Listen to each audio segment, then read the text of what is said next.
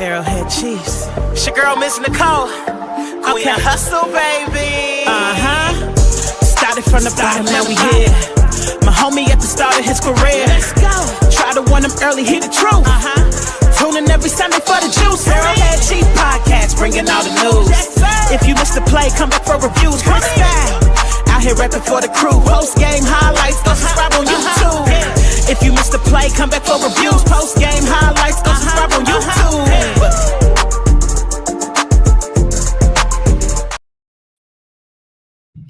What's up, Chiefs Kingdom? You're tuned in to the Arrowhead Chief Podcast, episode 241. Today is the day of roster cuts, but the Chiefs decided that they didn't want to put out the updated roster because they do what they always do, make us wait.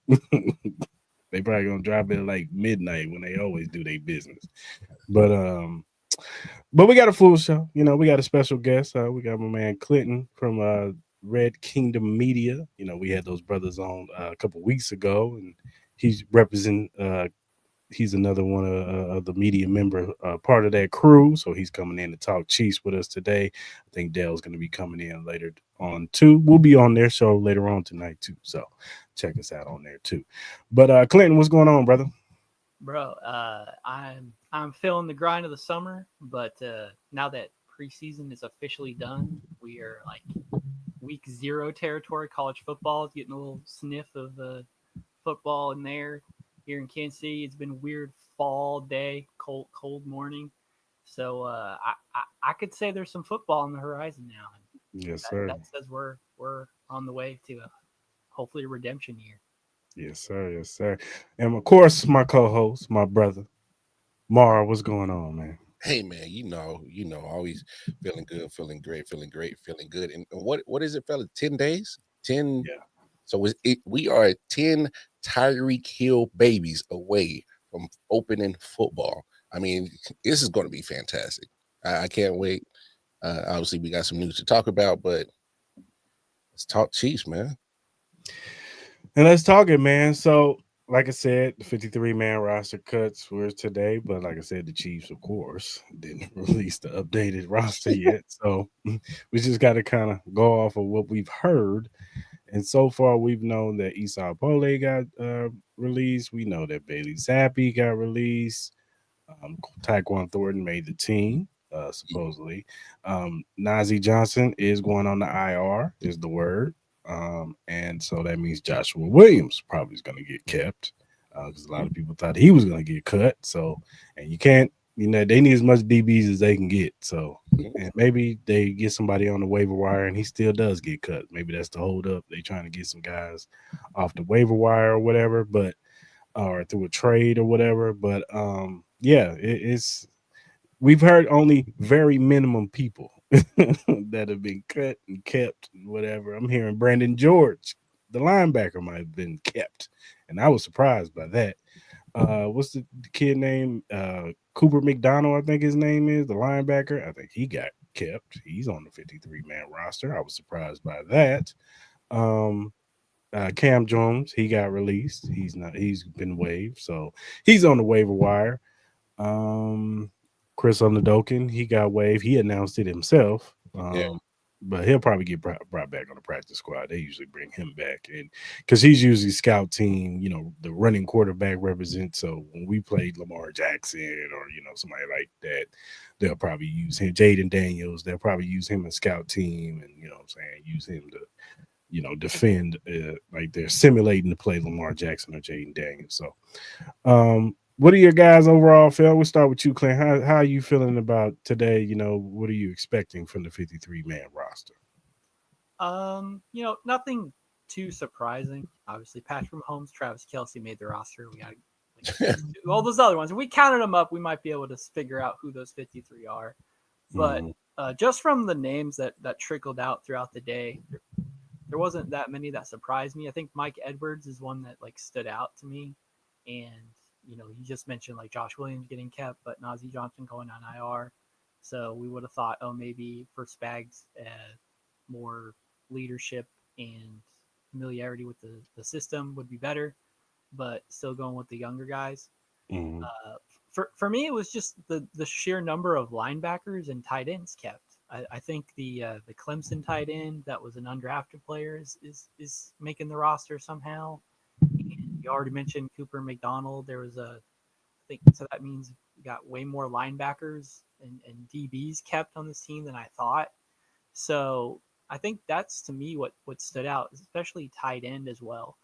I definitely did not think the Chiefs would come in with at least 4 tight ends at this point, because we know for sure about the first 2, and I haven't seen anything about Jared Wiley that says he wouldn't get brought back, and he was a 3rd or 4th round pick. So you would think they'd want to explore the rest of his contract and see if any of his touchdowns in college can translate to the NFL. But overall, for me, we've kind of debated what the 53 numbers would have to be, and how many tight ends versus running backs and stuff. But I think the sheer tight ends and linebacker count is kind of just surprising for me, and we'll see if that kind of hurts the wide receiving core or the offensive line group once the weeks start to trickle in during the regular season. For sure. Mar, what's your thoughts, man? Well, I don't have much. In all seriousness, please don't put Gator Boy on this Oh, he got waived. yes, Carson Steele. Just make sure. Yeah, he got waived. He's not on the team. Don't worry about it. Yeah, he's. They sent him to the moon. Yeah. But I wouldn't be surprised if he made the practice squad. I mean, that's fine. If they feel like they still need, extra depth at running back, albeit, who am I to, say? Although I did see Damian Martinez, running back from Miami, that was on Seattle. He got waived, and I wouldn't mind if Chiefs put a waiver claim on that kid. So, and that's there's going to be other players, exactly. So if all these players, they're putting stuff on film and putting stuff on tape, it's like if you can upgrade it, like, especially right there. But no, I guess just because of by default for injuries, Nazir Johnson, like you just said, going down like that makes Williams at this point, kind of forced into keeping him at this point, because and that's where I'm kind of worried about looking at towards down the season, if past obviously Trent, hopefully Watson can play and stay on the field, past that you kind of like, ugh, where's the depth at that? So curious to see what names get kept or get brought on to the team at that position, if anything. So yeah, I don't have much. Yeah, because I mean, we pretty much okay. Like Clinton said, we know Patrick, we know Garner Minshew, we know obviously they're keeping Pacheco, Kareem, and Brashard Smith. Now Elijah Mitchell, that's yet to be seen. I think they are going to keep the 4 tight ends, although I'm seeing that they might be keeping Bringenstool too. So I don't know if that means Wiley's out. I don't know, but I know they're keeping Travis and Noah and Bob Tunyon. I know they're definitely keeping those 3. Offensive line is pretty straightforward. Like I said, I'm mad that they got rid of Esai Pole, but maybe he passes waivers and he's back on the practice squad, and that would be a beautiful thing. No, that ain't. I'm just saying, stranger things has happened. Just because we think the word of them, don't mean the league do. So, not all front offices are the same. You know what I'm saying? So, but we think that, of course, just Joshua Simmons, Kingsley, Creed, Trey, Jawan Taylor, Jalen Moore, Wanye, who else? What's the Mike Kellyando, what's his name? Kid from Penn State that plays backup center. I got the roster right. Norzad. I think Ethan Driscoll. I know he was hurt, but I think they're gonna keep him.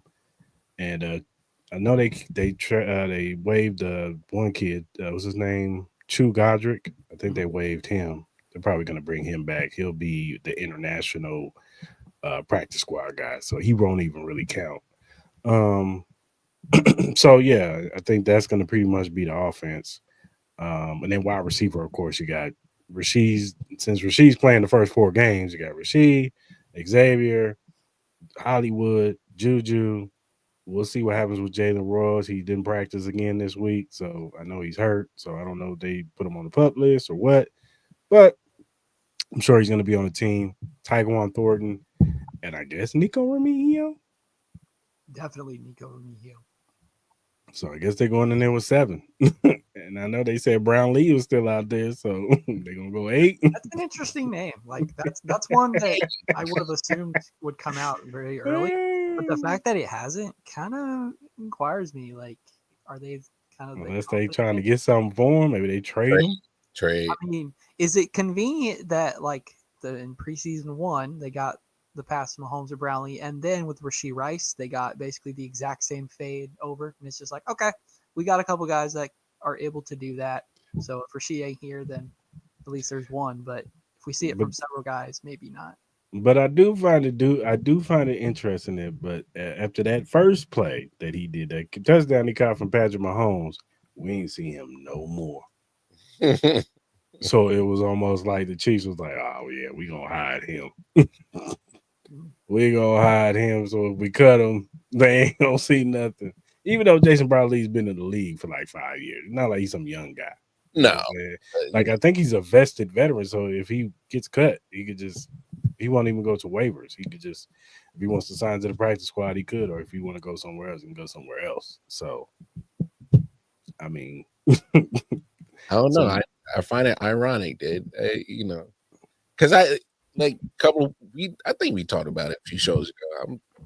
And how they could possibly keep 7 to 8.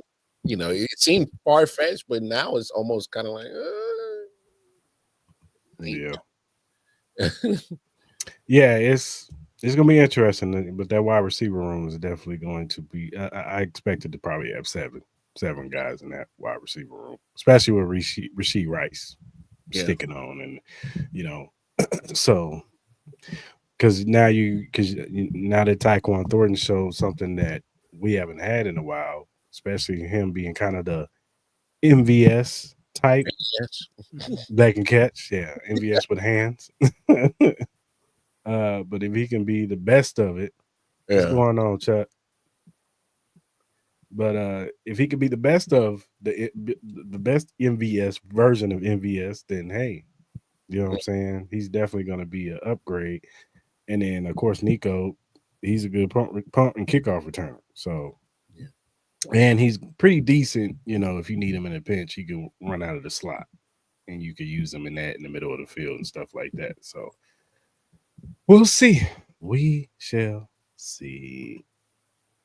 Can you ask why? What? But and then on defense. That's where it's going to get a little tricky because that defensive line. Now we know that they traded for Derek Nottie. They brought him back. Well, I'm your biggest supporter, but I'm what? Okay, sound like a troll right here. Anyway, bro, this man being cryptid over here. Stop it! Nope. Getting locked in. What is he talking about? No, just keep going, bro. What is he talking about? Get your bone out. Or 75. Who knows? Get your bone out of there. But the defensive line. I see. I hear you, Chuck. But yeah, the defensive line. You have Derek Nottie. They traded for him. They swapped picks. I think they did a pick swap or something like that. But I know they traded for Derek Nottie. They pretty much used Scott Moore's pick. That's what it is. They used this pick they got from Scott Moore, and they traded for Derek Nottie because they needed some defensive line help. They needed depth. You know what I'm saying? Run stuffing, defensive linemen. I don't know for the life of me why they're doing this to Omar Norman, trying to make him into a nose tackle and put weight on him. That's not his game. It was like when you put Kingsley at left tackle and did 2 games against like the hardest defensive lines right away, and just said, and barely any preseason time too. You'll figure it out. It's fine. Yeah, got it. And this time, at least they saw something early and didn't go directly into the season with that mistake. So at least they brought on somebody that Spags is used to and knows what his strong points and weak points are. So, as much as it might be like a detriment on Norman Lott, I think it might go to his advantage because I think Spags will just use him when he wants to. And that's kind of how he was used in college, and that's why he was as great as stats as he did, because he was like the ultimate like it's and done play. Yeah, great point. That's pretty much how he got drafted. He put a great stats in limited opportunities. So put him in the same situation.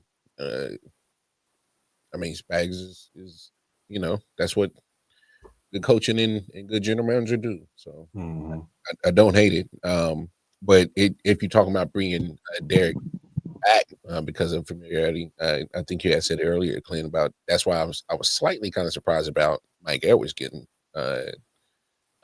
released because sometimes maybe the young dudes just don't get it, but Mike Edwards knows the system, so that's why I'm like, that's probably the only one for sure that I'm just like, whoa. All right, because we just brought him back. So Bush just got injured in preseason also, so we're also weak at second safety. What up, Dale? Leadership. Yeah. What's good, Dale? How y'all doing? Good.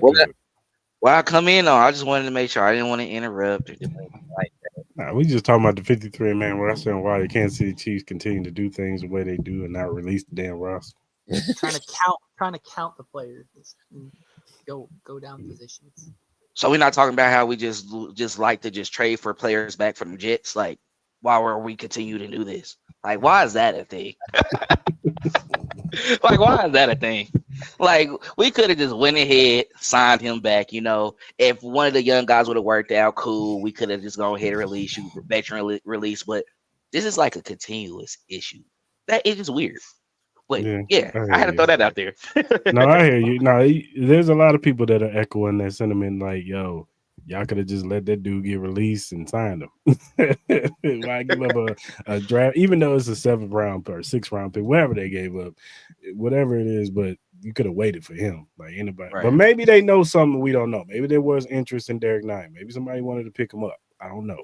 They know these things more than we do. You know what I'm saying? They get they hear the phone calls and the rumblings and all this. Hey, they trying to get Derek 92.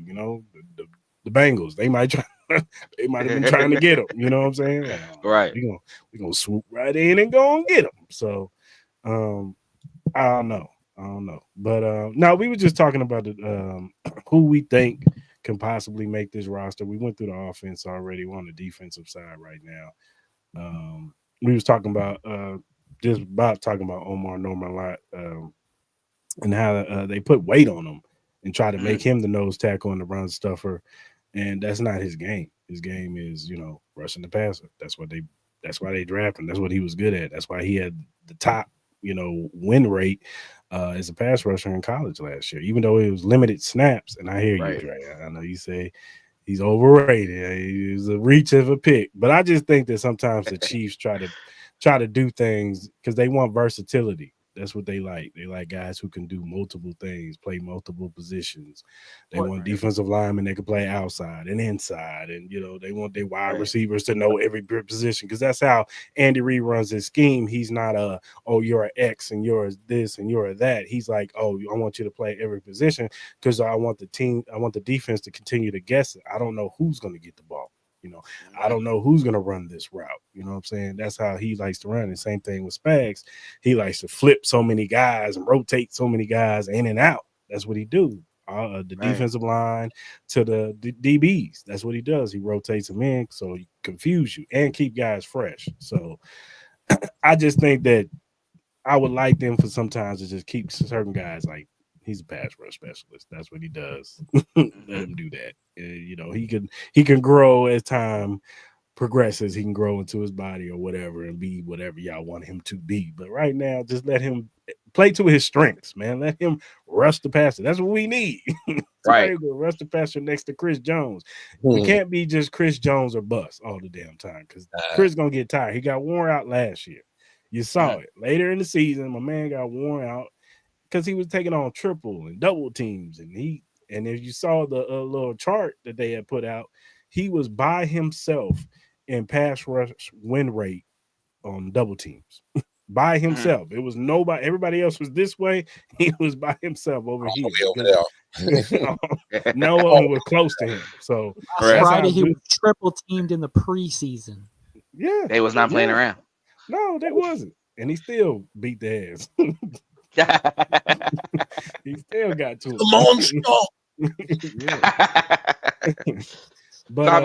it. But yeah, I don't know. We'll see what Omar Norman. I know he's hurt right now. He's not practicing right now. That ankle injury, and they were hearing rumblings about him in the practice before they went to preseason. It was like, oh, he was flashing, and then he had that ankle injury, and he just wasn't the same. He was just like, oh, I think that ankle injury is messing with him. Then he hurt it again in Seattle, which I don't understand why you would have played him in that rain like that. I get you need him to get some snaps, but if you're dealing with an ankle injury, you need to sit him out. And you could have played him in the third game. So, but that what's your overall thoughts of the 53? Even though it's not released, what's your overall thoughts of the 53? I think we knew who was going to make the team. You know, like everything was kind of positioned to be what we wanted it to be. I'm glad that Tyquan Thornton was able to beat out Sky Moore. That was definitely a topic that we had discussed before. Like, no, but like this nothing against Sky Moore though. It's just, you know, sometimes it's like you need a new scenery where it's like, yeah, I had too much. Y'all put it's not. I wouldn't say he would blame the Kansas City Chiefs saying it's our fault, but like. Y'all did ask me to return punts and kicks, and that was not my strong suit. Like, I had to do it at times, but that's not something I do. I was a pure route runner. I wasn't a guy that will blow you away, but I can definitely get open and call separation, and then I can bring it in, get the first one needed, and things like that. So, you know, hopefully in San Fran, especially with them needing the wide receivers with Brandon Ayuk out, he can be like, I'm really that. It's just, you know, it's the Kansas City Chiefs. There's a lot of expectations. I got to come in really running. So overall, I think right there on the offensive side of the ball, that's what we expected to happen. More than likely, we know Jason Brownlee not going to probably make it. He's going to go to the practice squad, of course, but that's a guy that you'll like to see activated throughout the season if we have any injuries. I definitely love that. Running back room look well to me. I don't know why they was talking about going to get another running back when I was fine with, you know, Pacheco and Kareem Hunt. And then, you know, I think Elijah Mitchell will find his footing as the season go on. And then we got Rashard Smith as well, too. I know that he didn't have as many flashes, but he is a guy that, of course, we can, of course, flank out. He can go run a route some guys up, get a catch, and, you know, make some big plays as well, too. So I think we back to, you know, air raid offense and having fun. It's going to be a fun season. I'm not going to lie. Like, 35 first quarter, I think it's something to expect to happen sometime throughout the season. And Cleveland tell you right now, too, I'm optimistic. But, like, I think what we saw in that Chicago game, and I know it's Chicago, y'all. I know. I understand. But I felt fun. I was really watching Patrick Mahomes like, this is what we was missing. 2018, 2020. It's MVP seasons, you know. So I think overall, that's going to be good. Defensively, I know some people was upset about Mike Edwards, but I was telling people, like, that's a good sign for our guy, Jaden Hicks. That means he must be balling out, and they are feeling very confident with whatever guys they have in that room that they can work with them. And I think they're saying that, no, Brian Cook is really he's better than what we had from Juan Thornhill. That injury last season was a freak. Well, the season before was a freak accident, and he was getting back into his footing. But I think they like what he can bring to that defense. And, you know, of course, he's a smart defender as well, too. He's going to be a guy that they start trusting upon as well, being a veteran in that secondary on the back end. So I think overall, everything was expected. I'm glad. It looks like Boss is going to make the team as a linebacker core because they let go of Cochran and then waived them, and then also Cam Jones as well too. And that's a guy that usually make the 53-man roster for sure, gets activated a lot. So I think that's a good sign on that part. But overall, I mean, nothing big. I don't know why they wait until 7:30 anyways. Like we know kind of what you're gonna do. So, you know, We was worried about Josh Simmons, he's left tackle, and it looks like Kingsley, he's a left guard. Mhm. Not many surprises that we was looking for after that. We was worried about that offensive line. Now Jalen Moore and Jawan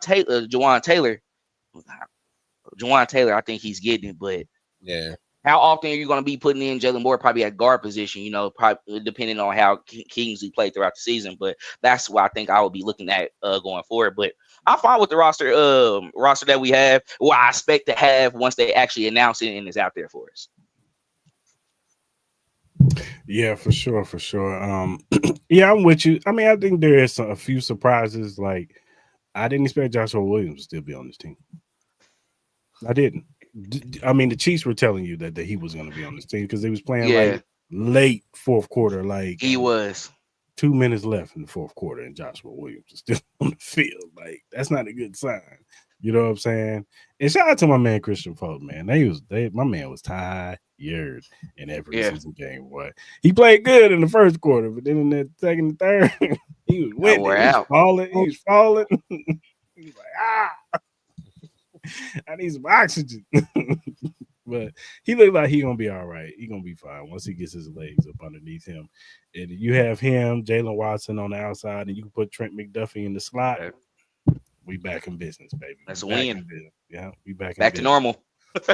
I still want them to add another pass rusher to this defensive line. I do think that George, hopefully he'll step it up this year and he can get to that 12 sack type season and start early.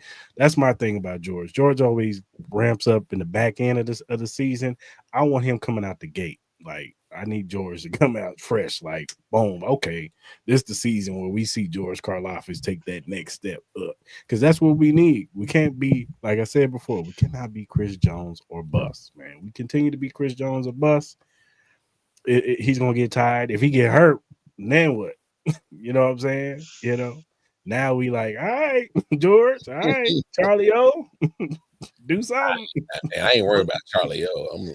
I'm not worried about Charlie O either, but still, it's just like, all was right, the man. hot and cold play of Ashton Gelati in preseason not convincing enough for you? I did like what I saw in the third preseason game.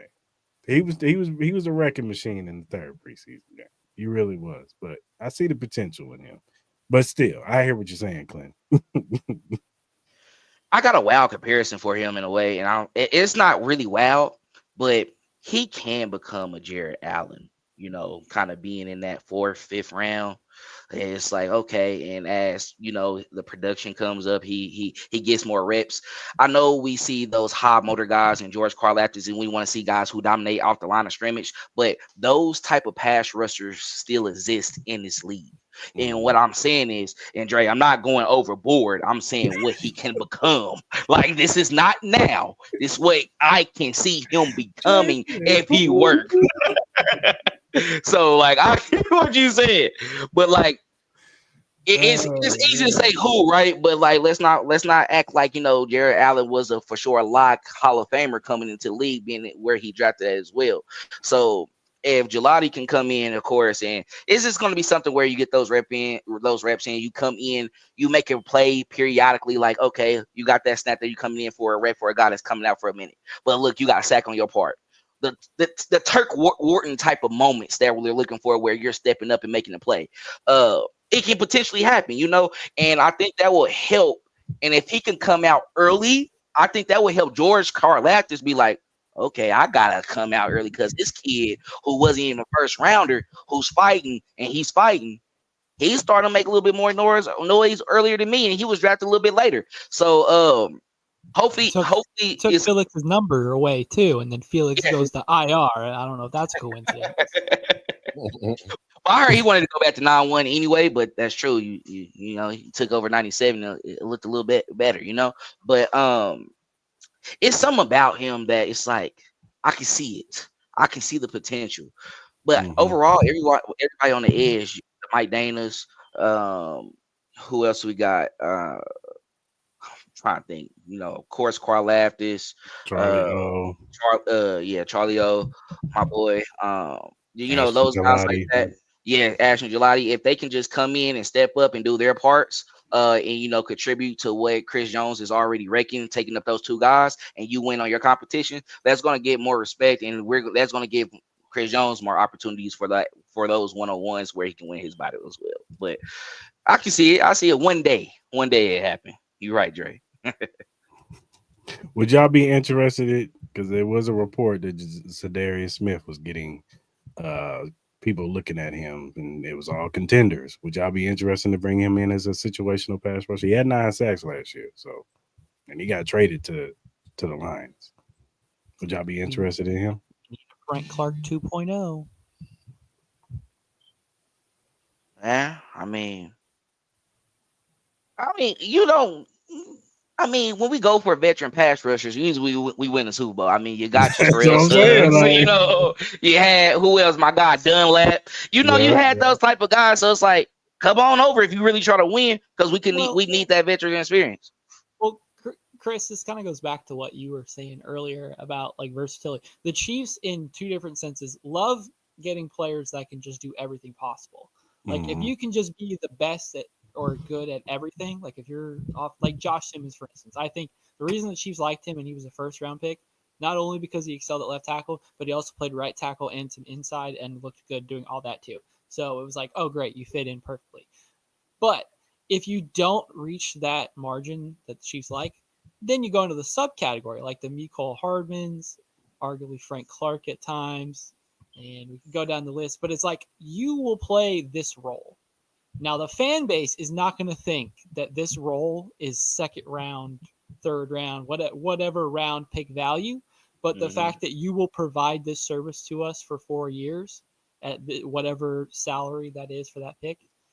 And if you only do that, great. We will excel in that. But if you can prove that you can do these other things, then we will adequately reward you.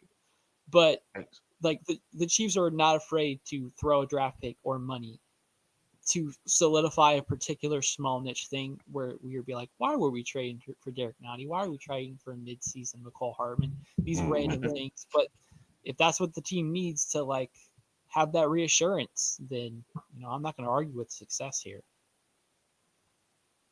What's your thoughts, Mar?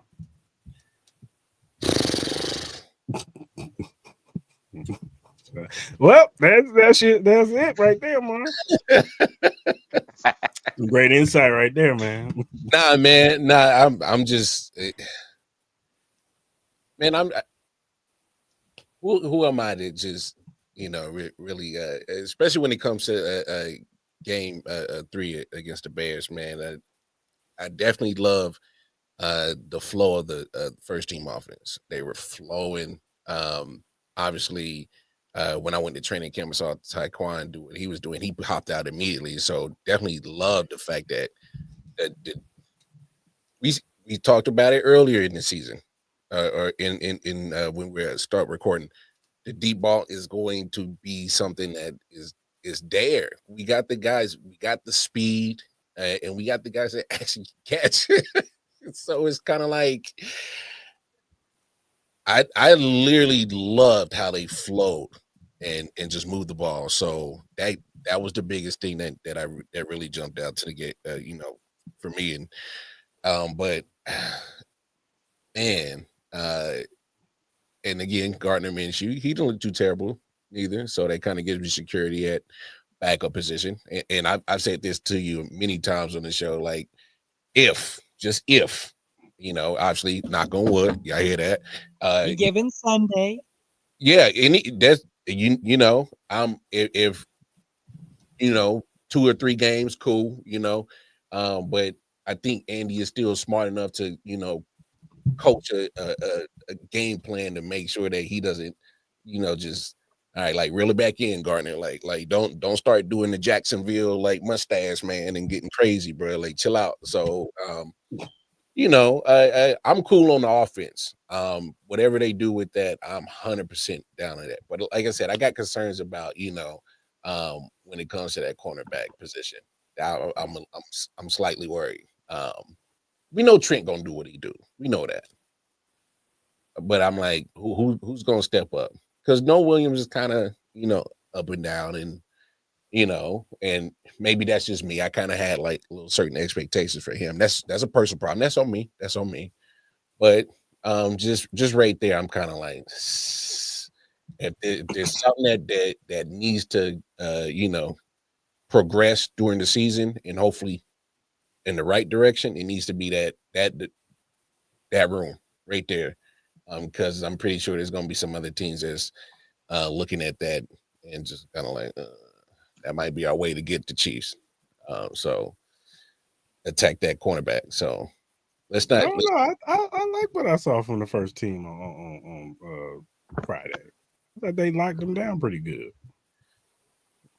I think it was the backups. It was the backups that when the backups came in, that's when Caleb Williams and them started moving the ball down the field. Yeah, conveniently, Caleb Williams still playing when all the Chiefs starters. Yeah, once the backup sat we down, gotta that's get our when score now. We're trying to win. We got to prove a point here.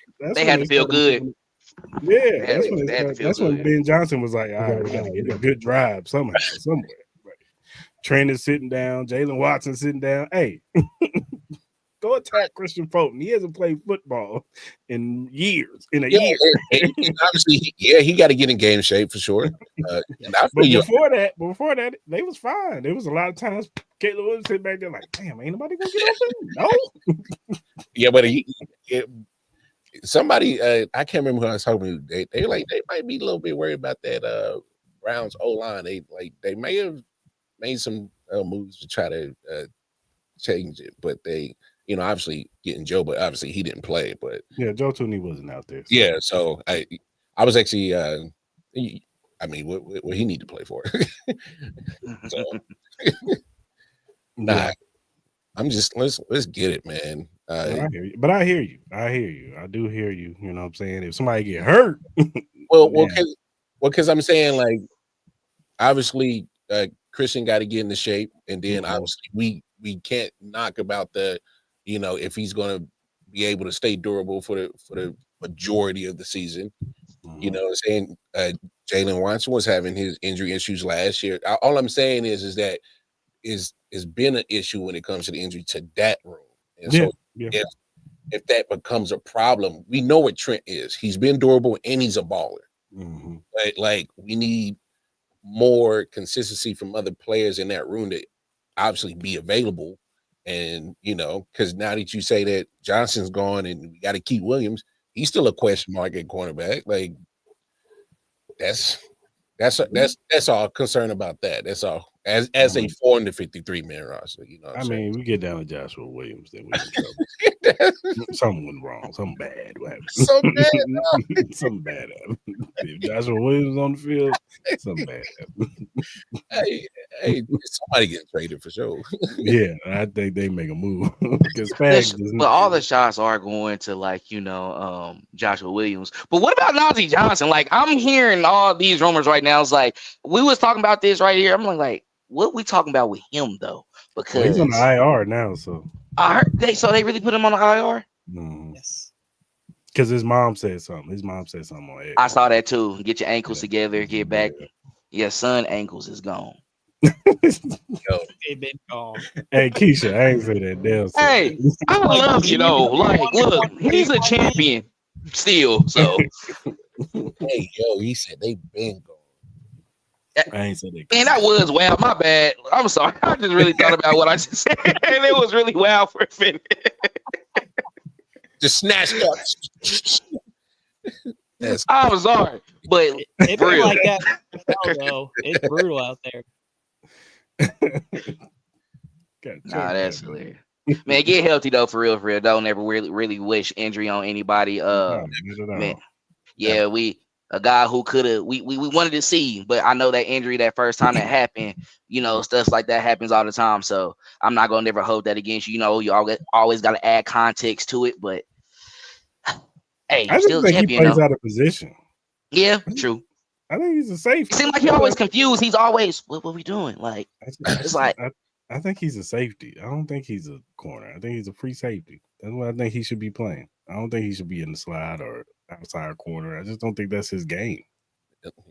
Let him play a deep zone. Yeah. I think that's what he'll be better fitted at. So I don't know. I think they saw that speed coming out of college. He ran a 4.3 and Yeah, he did. So he was a fast corner. I do think that the ACL tear derailed him and messed up because I remember his second year they was high on him. They was like, oh, he's looking good in camp and he's locking stuff down. And then he had the ACL tear and it's just he came back last year and he just didn't look the same. And this year I think also confidence. You know what I'm saying? Once your mental is done in football, it's hard to get that back. And so hopefully, he gets healthy and come back in some way, contribute. They got him listed as a safety. That's weird, though. Okay. That's what they drafted him at. They drafted him as a safety. When he came out, he was a safety. That's what he was listed as. Jerry Sneed. Sneed was a safety turned corner. Yeah, but he wasn't. But he would have got drafted higher if he had played corner. They made that where he was going at. I think it was Lafayette, Louisiana. They asked him, Louisiana Tech. Yeah, they asked him to move to safety, and so it kind of dropped his stock because he was okay at safety, but it wasn't great. He was better at corner. So if he had played corner, he probably would have been a second, maybe even slipped into the back half of the first round type corner because that's how good he. I mean, we know that's how good he was. But y'all can send him back if y'all want to, Titans. Like, for real, I know he ain't really doing too much for y'all. Like, we can really take him back, you know. I mean, if he can stay healthy, man, been on the island. No, I think he'll stay healthy with us. I don't think he want to be healthy with them. Red Beach has like I mean, they got Cam Ward now. I think he'd be all right. To figure out when you are done being a useful player in the NFL. He will know that spot, and as soon as you're gone, he's like, there went all your value. See you later. Yep. I mean, Belichick used to do it all the time. And we used to be like, damn, they let him go. And then next thing you know, that dude fall off. He saw it falling. And then he'll bring him back. And then they bring that person back. And then they elevate. And it's like, damn, why you do that to the other team? Okay. You're a system player, buddy. Yeah. That's what I'm telling you. But, yeah, the preseason game, it was good to see the first team offense go out there, like Dale said, have fun. And Mar has heard me say this every episode. I want to see the offense have fun again. I want to see Pat going around laughing, high-fiving. I want to see Travis Kelce dancing. I want to see all of it. I want to see brothers on the sideline. Stood out the most with what Mar said about the deep ball. What coincides with the deep ball? A clean pocket. Yeah. Did we see a clean pocket all last season? I don't know if I'm exaggerating by saying that, but there was some 3 to 5 second pockets last Friday against starting Bears defensive line. Josh Simmons looked fine. Kingsley looked fine. The right side, the middle did their thing. 4 seconds. If you're telling me that Mahomes can stand behind an offensive line for 4 seconds, tell me why this team will lose a game. Hey, Trey Smith said, man, I earned my money. Pow! I ain't gonna lie. I shed a tear. I was like, this is kind of beautiful. It's like, I was just really watching and I was just really dissecting. I'm just looking. I'm like, Pat just. You know what? You know they've been saying this about Shedeur Sanders as well too, dropping back 9 steps. So we're just gonna act like the 3-time champion don't have the same issue as well too. He did this with a clean pocket. He said, Pat usually like to roll out. And he got back to that like, I can finally roll out in peace now. Like, let me roll out. Let the players come this way. Some gonna open up on the back end. Now I can get back to that, and that's where our points is gonna come from. Honestly, it's like, huh? he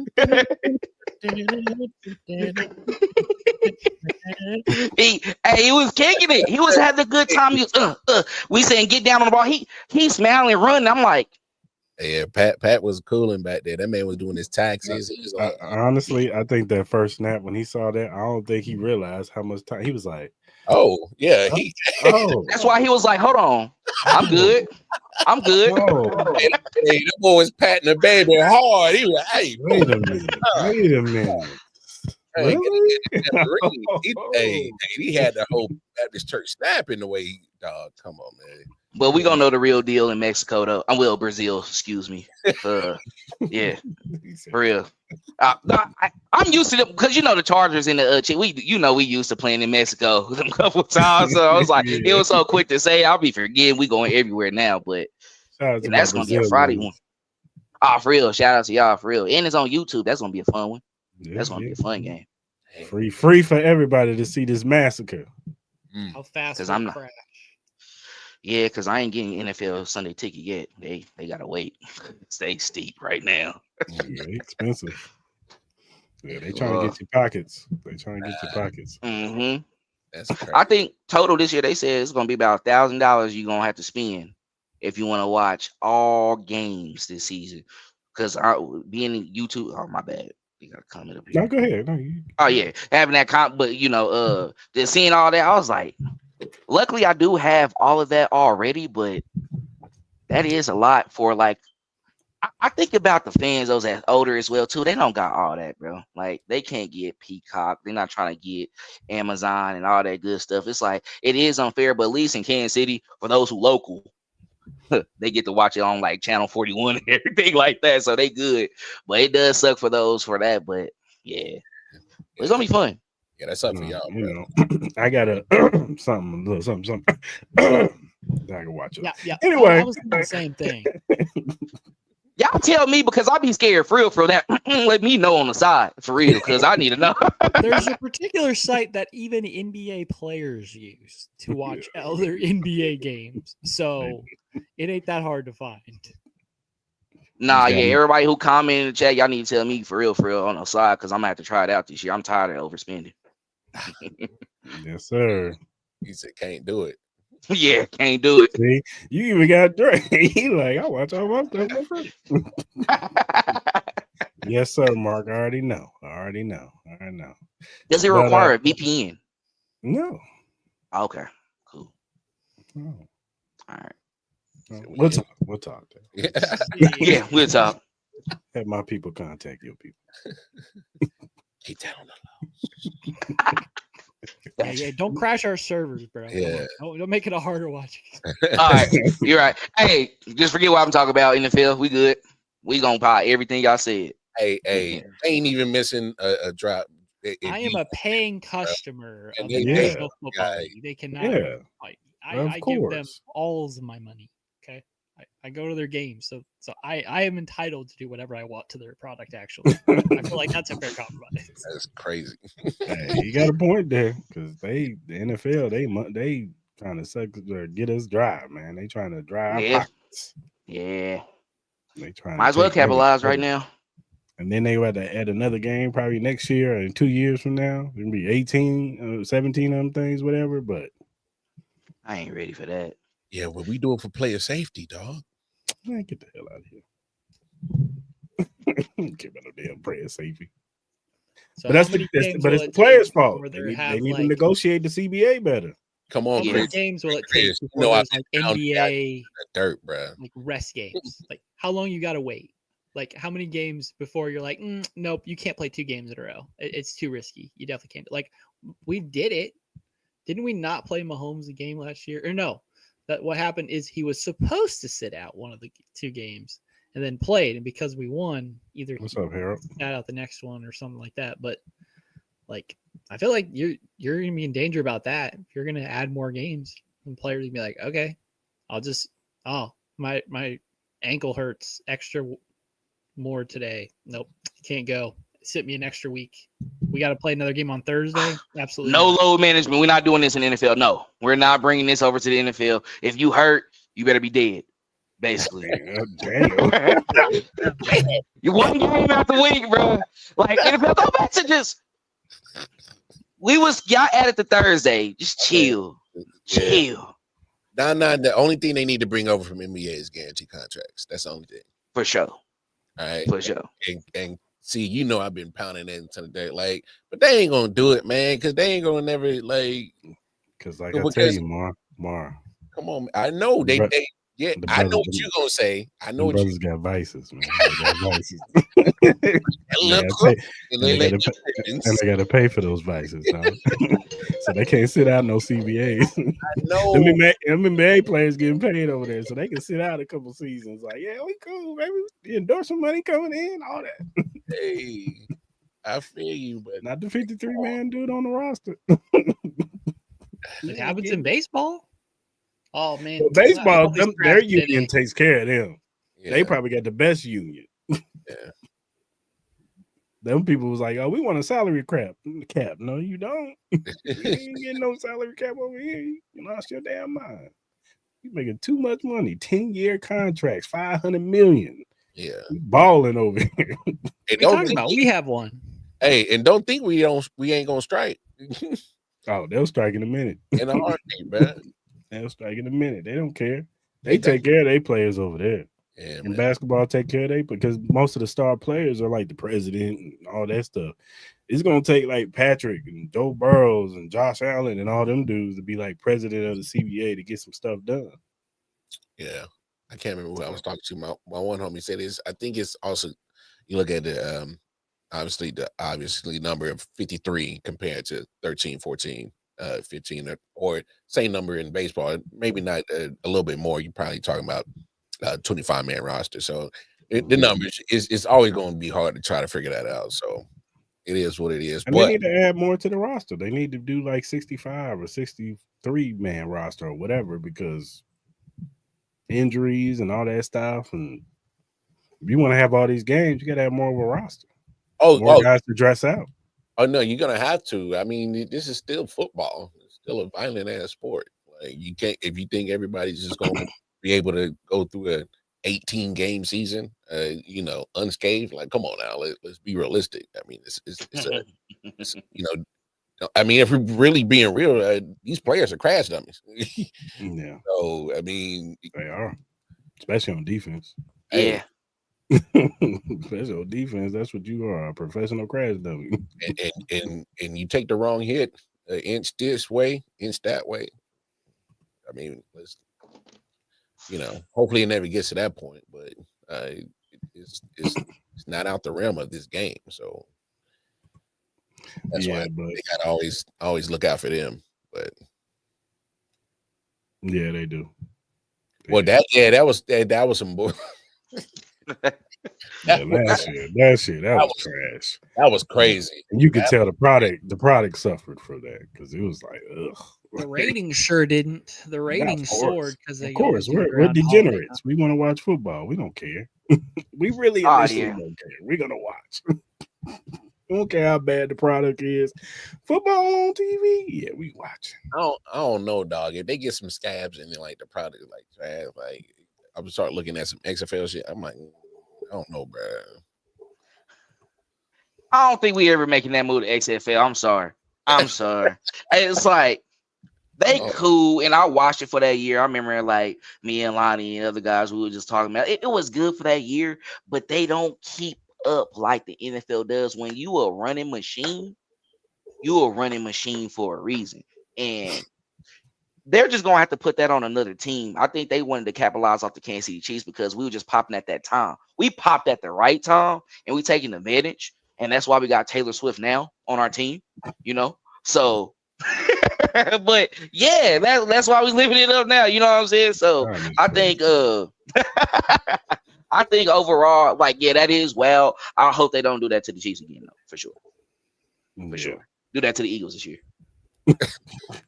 Well, I mean, because it was us, it was the Ravens, it was the Texans that and the Steelers. We all had to do that 3 games in 11 days stuff. So it was bad.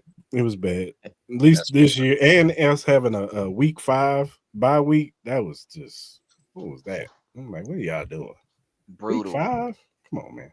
I'm glad it's week 10 this year. Like that's reasonable.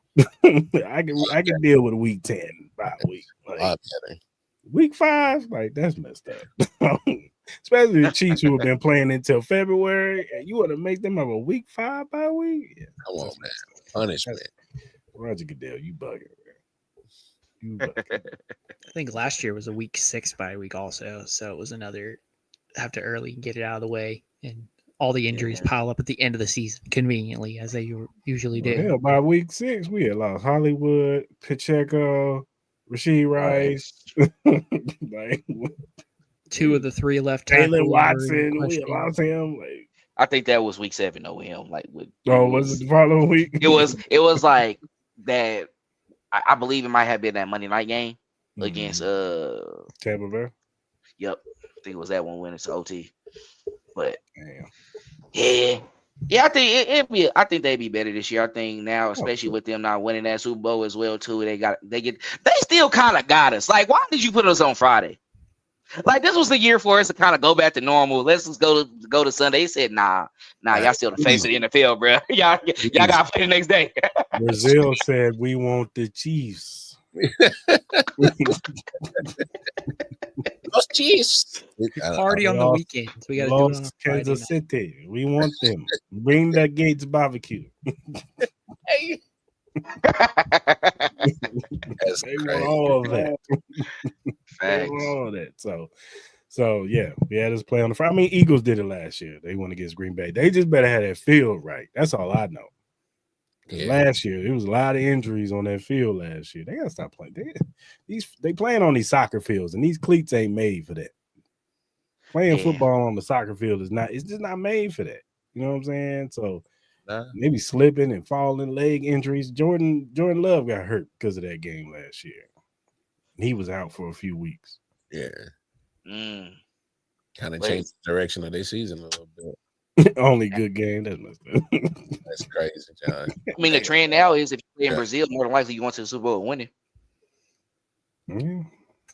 I guess. All right. I'm not going That's to get the an Eagles trend love after like last that. year. All right. That was pushing it. I mean, they did say it, though, so I had to put it out there. So maybe that's lucky for us. If it happened, though, this year, that'd be cool. Yeah. Well, all right, fellas. I know you don't really want to talk about this, but we got to talk about it. Now, we having fun with this one. I was waiting for this one. I'm not going to lie. My man Travis Kelce and Taylor Swift. They made it official, y'all. They engaged. They put the post up. It's happening, y'all. That's right. Taylor Swift is officially down with the family. You know what I'm saying? Launch. You know what I'm saying? I'm mad that they kind of did it today because they kind of override the 53-man roster stuff. They did on purpose. They did. The Chiefs made them. I knew it was Andy Reid, probably. It's Andy Clark. I know y'all think y'all slick. That's why you announced it so we would forget that y'all didn't put the roster out yet. That's what it is. So, but what's y'all feelings? How y'all feeling? Y'all happy? Y'all sad? Y'all mad? I know how you feel, more. You ain't gotta tell me. Go ahead, Dale. I ain't gonna lie, I just be having fun with it, man. Tay, man, she cool. I got more memes of us that we gotta make as well to have fun with it. But let's be honest, y'all didn't get engaged today though. I don't think it happened today.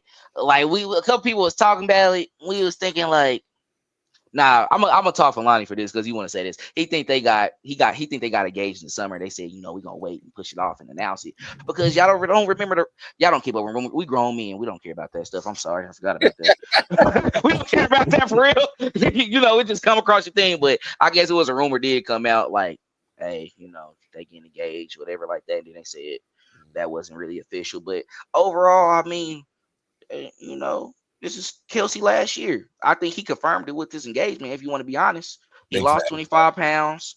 He want to go out with a bang. I think going out on top, something that a lot of tight ends haven't done. I think Gronk did it though. I think he was done after that Tampa Bay one. I think he came back one more year and they went out together after that. But this is a year for him that being one of the top tight ends in the league, going out with another Super Bowl, being engaged to a mega superstar. Someone that's gonna fund your life forever. I think it's time for him to go enjoy it. Catching Kelce, he caught it. He got caught. You know what I'm saying? He got locked. No. Hold on. He didn't get caught. He reeled in the big. He did. Okay, he did. Hey, let me be 100. I'm Joe. Oh yeah. I'm not gonna lie, he not gonna lie. The baby gonna happen on some Pat Mahomes stuff. The baby, he about to put a baby in her by Christmas. We putting that on a sports bet right now. He putting a baby in her by Christmas. We hear a baby announcement by Christmas is done next year, y'all. That's official. Wow. It's official. That's wild. I mean, we having fun now. We just gossiping now at this point. Like, this is what we just doing. On some real. That's what Chris. He was like, I already know how you feel because we would talk about it all right, but I was like, yeah, man, just better. baby in it, dog. Like, you know what I'm saying? Get it done, bro. Yeah, Yeah, like, hey, I'm just saying, Get it like, done. like, come on. Look, hey, happy for obviously Tay, she party, and that comes with a lot of things, and You know the conspiracy theorists is like, they got a game. They gonna make them win the Super Bowl. yeah, they could talk that, but You know what? I don't care. Let us. let us. take it. Let us. In the NFL, they ready to compensate from it too. Let's be frank about that. Oh, of course. I mean, look, it is what it is, but hey, I'm with you on that. When I saw that 100%, I was like, he just 100% confirmed that this is Okay. it. So All right. all in. All right, Joe. You know what I'm saying? This got to be go out on a high note in that Super Bowl. Got to. I'm with you.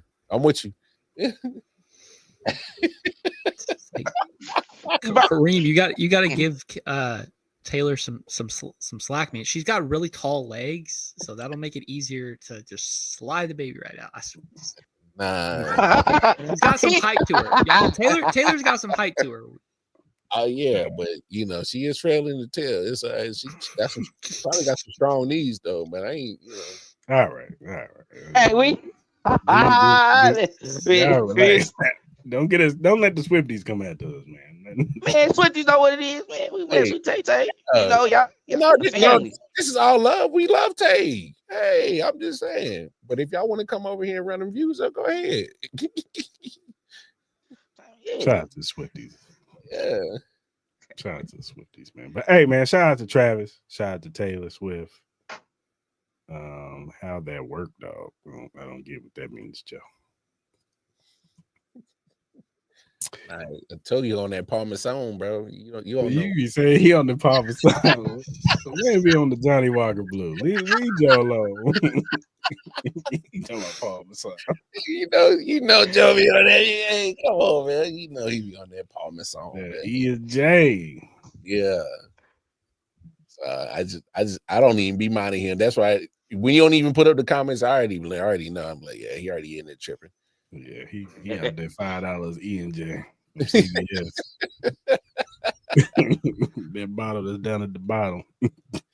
I mean, but really think about it. He about to marry a billionaire. Hollywood is about to give him a whole bunch of money. He got a whole bunch of money from a podcast. He's done everything in his football career. Won a lot of Super Bowls. Knocked down a whole bunch of records as a tight end. He's going to go down as top 5 tight ends of all time. Go out on 9 note, and then you could go back and have Disney Plus do the own little Travis Kelce buyout for you, and you and Taylor could probably star in it together and whatever. I mean, come on, it's money. He done. It's gonna have to be him and Pat though. Like it got to be him and Pat. He can't have it by himself. Though, because when she entered Chiefs Kingdom all together, it was a culmination of everything, Dale, I'm sorry. 2 years ago, Travis Kelce became the most famous Kansas City Chief over Patrick. I ain't gonna even let y'all do that. I ain't. Kelce ain't have a cut. You know what I'm saying? Kelce, he didn't have kids just do everything like him. You know what I mean? This was an international. There was an article that was talking about dudes was getting to Travis Kelce. All right. But how many? All right. Do you know how many we could go under 17 years old wear Travis Kelce stuff every day because they know that Taylor Swift likes Travis Kelce? It got to a point where they was like, "Yeah, Pat, you played good, but what's up with Taylor and Trav?" You know what? I might be right because Pat was like, "Well, I mean, because Travis Kelce, he does touch whole another side of a culture that a lot of women do really attract. He was if you're gonna be big, it's really the ladies that's gonna make you big. I have seen human beings because I go to games. I have seen human beings go there, if not for the sole purpose. That was the big bucket list item, is to look over and see where Taylor Swift is or would be if she was there.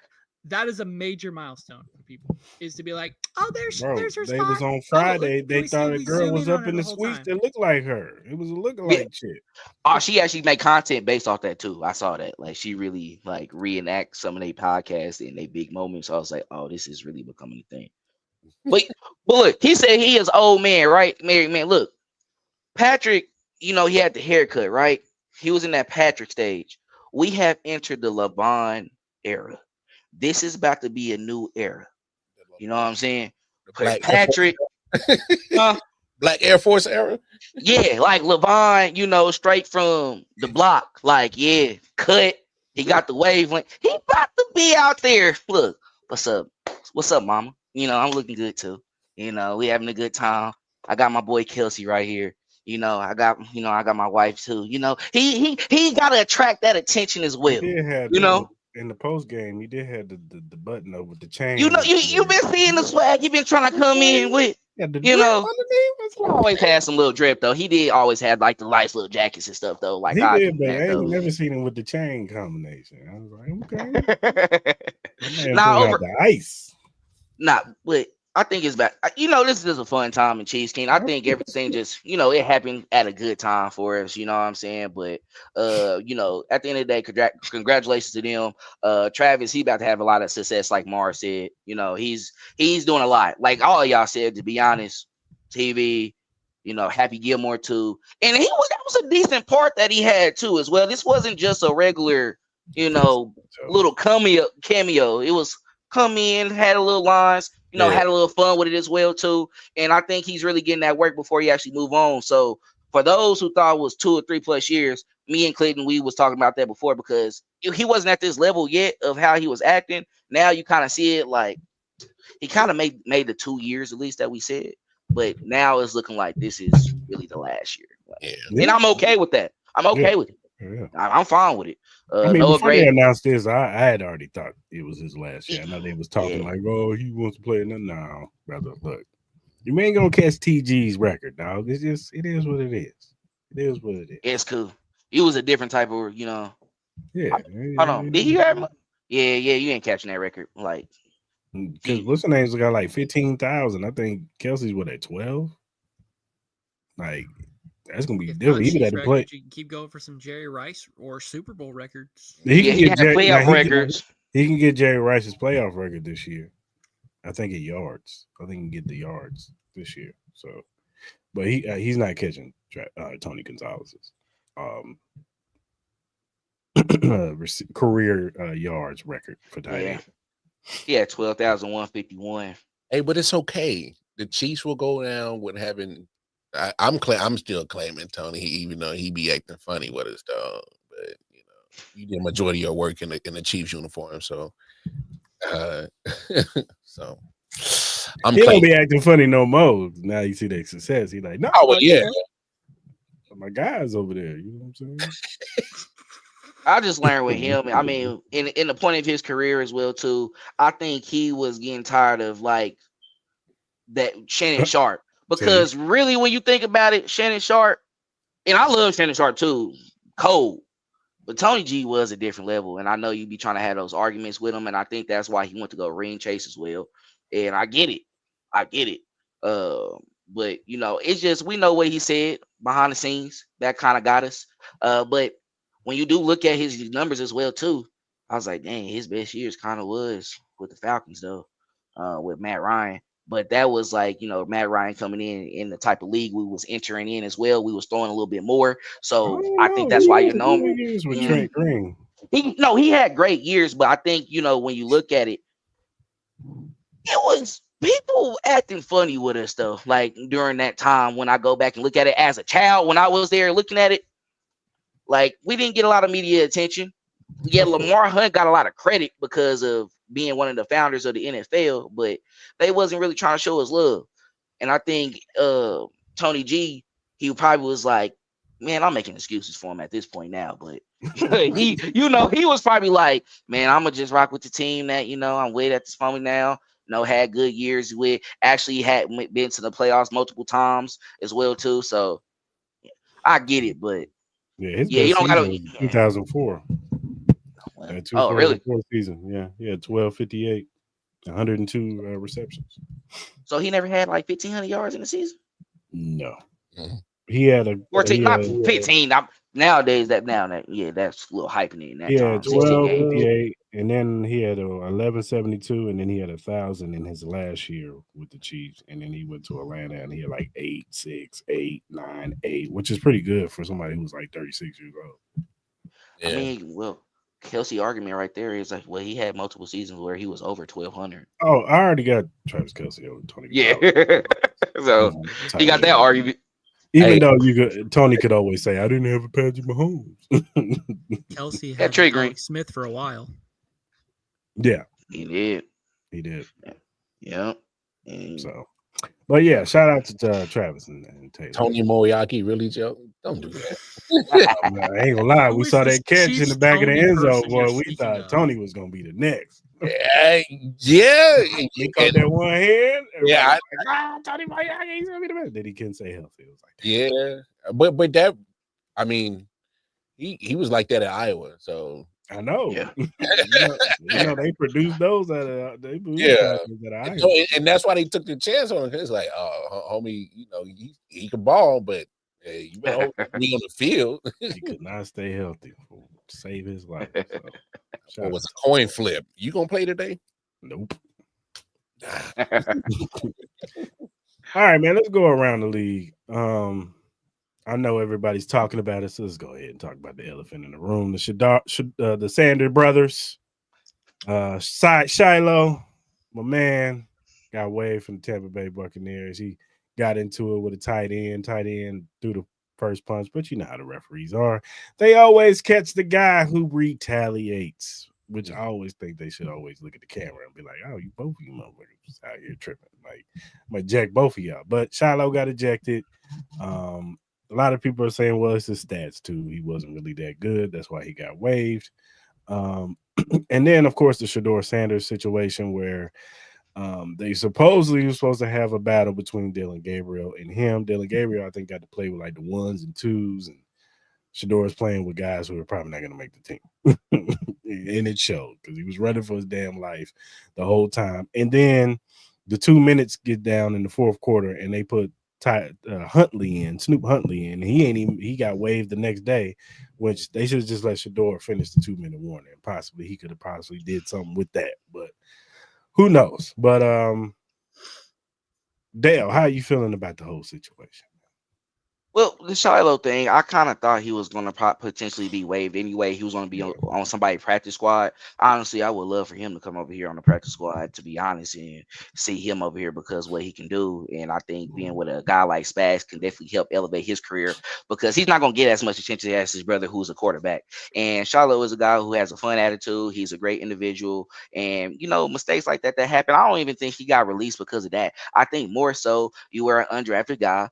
You didn't do really enough to really, of course, say like, hey, you're gonna make the 53 man roster, but you're good enough for us to be on the practice squad. And then if an opening actually comes up, we will activate you, and then that's where you can showcase what you can do. His story was going to be different than Shedeur's anyway. The Shedeur Sanders situation, and even when talking with some guys and going back and forth with them on X as well too, I'm not necessarily saying that the Browns was wrong. I think Stefanski is doing what he can with what the media is having, but we are forgetting that Shedeur is a 5th round pick. Should he have been? No, you should have been. It already happened. So I think Shedeur, if I'm Shedeur, I would just take it how it was. Y'all know how I felt. If I was Shedeur, I would have loved for y'all to trade me instead. I would love for y'all to trade me over to where he go? Yeah, Kenny Pickett. He went over to the Raiders. The Raiders. That was somewhere that potentially people thought that he could have landed due to his relationship with Tom Brady. So when you put it like that, like, man, I would have loved for it to happen. Now a lot of people are saying, yeah, you see, they still put Dylan Gabriel as number 2. Yeah, I mean they had to, but at the same time, y'all said Kenny Pickett would have been over him as well too. So did y'all really want him over Dylan Gabriel or what? You know, we can put the question out there. He had one good preseason game. Now I understand people were saying that, but also Dylan Gabriel as well. Y'all forgot he was hurt the other two. Um, and my thing is, was he really hurt? Did y'all want him? Did y'all really let him be hurt so y'all can just see what Shador was going to do with the number 4s and 5s and where he actually had a good game? He didn't have a great one this time. He didn't. But I'm telling you, sometime in this season, the only reason I'm not worried, he's going to play eventually. He's going to play. Joe Flacco is old. Once he start making mistakes, and he's probably not looking as good because we saw what happened in Baltimore as well. Yeah, he came in, took them to the playoffs before. You saw that he went somewhere else, like to the Colts for a minute. That happened, but you see, it's not lasting long. He's someone who he's supposed to really be a stopgap if you have an injury early in the season or mid-season where he can come in and win those games for you. He's 40. He's like exactly. He's not that great. I mean, he's great. He's a Super Bowl champion, but like, come on, like we really depend on him. Hey, yeah. That boy get cracked around them ribs one good time. He's 40. Like, come on, man. Right? Like he'll get a chance. he'll get a chance. So if Dylan Gabriel is as injured that he said, as people say, well, we saw this upcoming this offseason and everything like that as well. I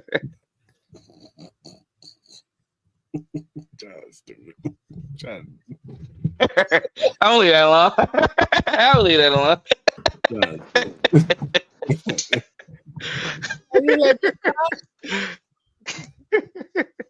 Deshaun Watson straight from the man top of the roof. He was like, I gotta force this in somewhere. He on the team, so I gotta say it. Hey, but he count his money though.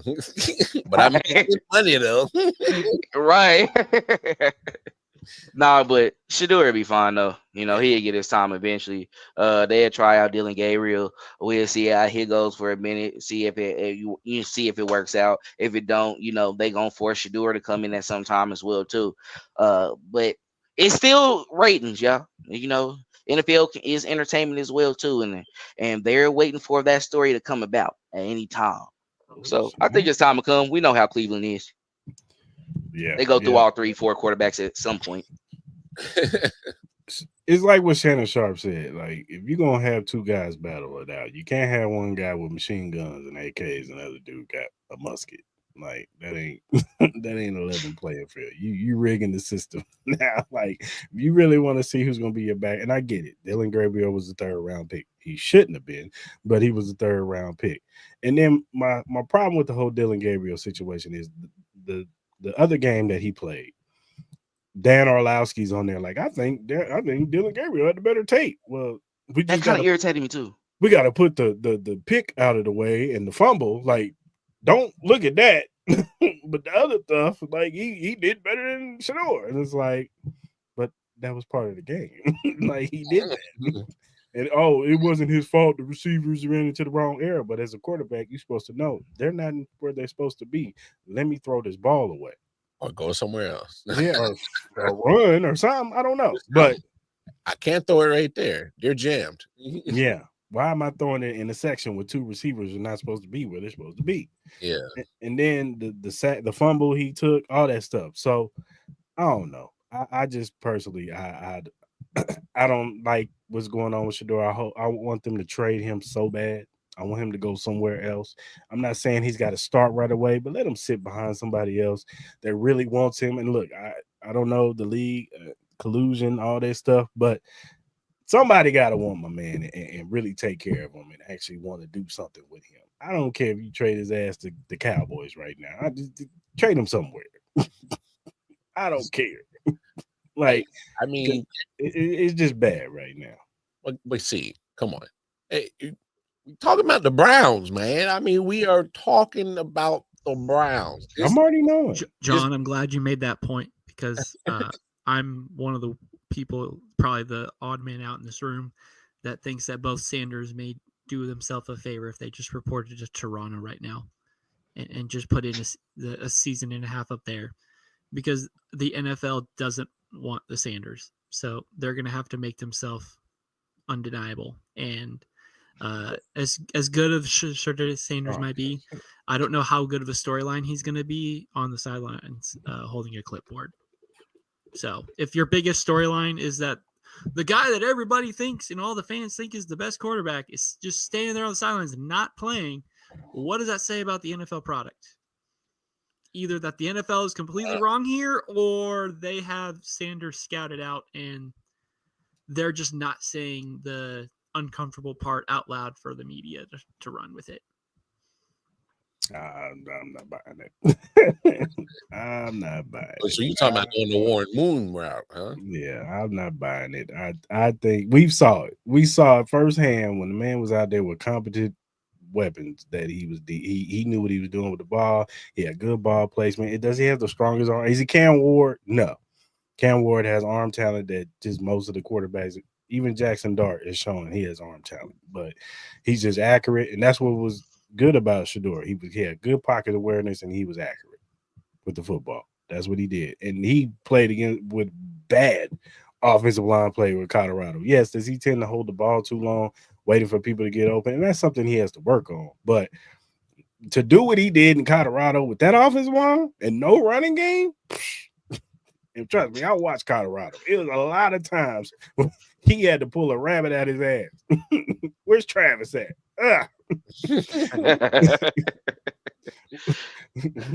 Where's my man Weister? Like, and I'm just throwing bombs down the field. Like, it's just, I don't know. And then I watched Dylan Gabriel. My man had so much 5-star talent around him in Oregon. Like, and you see why it didn't work where he was at Auburn. Or not Auburn, but Oklahoma. It didn't work over there. So he had to run over to Oregon and make something. And you saw how they looked in the playoffs against, and I know it was Ohio State, but he started in Central Florida. He went from Central Florida, then he went to Oklahoma, and then he landed in Oregon. So the NILs, man, they got to put some limits on these NIL deals. These dudes be in the league, they be in college, so they by 25, 27. But for real, I think what irritated me the most out of everything when I look at it, because I think we got to break it down. Like, okay, let's forget all the snaps and stuff, all this right now, right? You're not going to tell me that y'all was rating Shedeur 1 or 2 after Cam Ward and he just drafted that late. And everybody on the board, he just hated him. Yeah. Where is the rankings coming from you? Like, why is he supposedly the second best quarterback coming out or the third best quarterback coming out? I think that's where I'm mad at, because we was talking about competition, who guys work out with as well too. When you're someone who come out in the draft, you are kind of working out with the best of the best, right? You're working out with individuals that's going to help get you to that next level. You didn't see Cam Ward go out and go throw with Dylan Gabriel and Jackson Dart and all those other guys. I feel like he went out with Shedeur because, he probably has the most media attention and they doing it the right way. But when you overall look at it and look at how he was, getting scouted as well, he's a natural thrower of the football. I'm not going to lie. For him to be an African-American quarterback, it's crazy that you're slow. Not going to lie. That's what a lot of people really was rating him, like really was tripping with him about, like, yeah, you're used to seeing the Michael Vick sometimes and everything like that, but like he is really a guy who wants to sit in the pocket and throw the football. And like, he can run when he needs to. He can get the first down. Yeah, he will get it. His reaction time is late. Yeah, bro. In the NFL, you need to get out of there. Like, honestly, just get out of there. Just get the yards, throw it out of bounds. You'll be fine. But like, you see right here, he was rated top 10 by a lot of scouts. Like, I don't see he was at worst the third best quarter. Yeah. And they did say that he was literally either 2 or 3. So if you're 2 or 3, he should be going within the first. It just has to be said here that this is the first time that Shedeur Sanders is playing under a coach that isn't his father. In high school, that's fair. His dad was his coach. That's fair. In college, that's true. He was his coach. So what does Shedeur Sanders look like when he doesn't have the neon sign right above his head? That's a fair take. You got to take everything, right? You have to look at everything, I think at face value, like just like we're judging him just off of that, right? A lot of people can say that as well too. But, at the same time, you still going against the level of competition that is, like you as well. You're not going against competition that is significantly inferior from you, right? Everyone is coming in at the same level, especially with the NIL deals as well too. You're not just seeing those powerhouse teams that we used to see from back in the day really take over. The Alabamas is really not winning national championships right now. I mean, Georgia had took that over, but we're seeing a lot of teams coming into these playoffs and really like making some noise and somehow ending up in the national championship game. It's kind of becoming a little bit more competitive due to that. So, I mean, we can talk about the conference he's in the Big 12, but I mean, that's still a Power 5 conference. I mean, Patrick Mahomes was literally in the Big 12, and he's a 3-time champion. We haven't seen him outside of a Super Bowl for the last 5 years or the AFC Championship game. So I don't want to hear about the talent that he was facing against, you know, in college as well either. You know, like once you get into the NFL, you can play. I mean, if you can come into an NFL offense and you know, of course, perform, you'll be all right. Like it's cool. And we all have our bad games as well. I just think I don't like what Dan O did though. He did it. It was so boosie. I'm sorry. It was so lame. Like how he really did. I had to be real on that because what you was announcing and saying on X is totally different. And I think what people get frustrated about him about is how he switch up so much. But your opinion is subject to change. It is subject to change. We understand that. Unless you're Matthew Stafford. Yeah. Then Dan O doesn't see no wrong in Matthew Stafford. Yeah, he's perfect. The perfect quarterback. Maybe Josh Allen too. But we really know who's the real deal Holyfield, you know. But you know, overall, like it sucks. But he has a strong mind and he'll be able to get through it. He gonna be just fine, man. Nah, Yeah. it is. We know what he's about. If you really watch the game, and Clayton, I think you do make a good point. First time away from his pops, he still made the plays more times than not as a player, and all through, you know, high school, Jackson State, Colorado. He more times than not he made the play. So it's he'll get his opportunity. It's just a matter of you know when. At the end of the day, I don't think they'd be saying this. They did probably just drop that roster. I don't think they'd be saying this if Deion Sanders, if he was still the head coach. Yep, see, because I just got the buzz. Yeah, it's all over. They just put it out. But if Deion Sanders was just a regular guy who coached Shedeur Sanders, it was the dad, we wouldn't even be talking about this. Yeah, well, I mean, it's almost similar to, and I was thinking about it earlier too. I mean, when you are, and I'm glad you brought it up there. He is a 5th rounder, so it's kind of like, you know, similar to when Bronny got drafted. Exactly.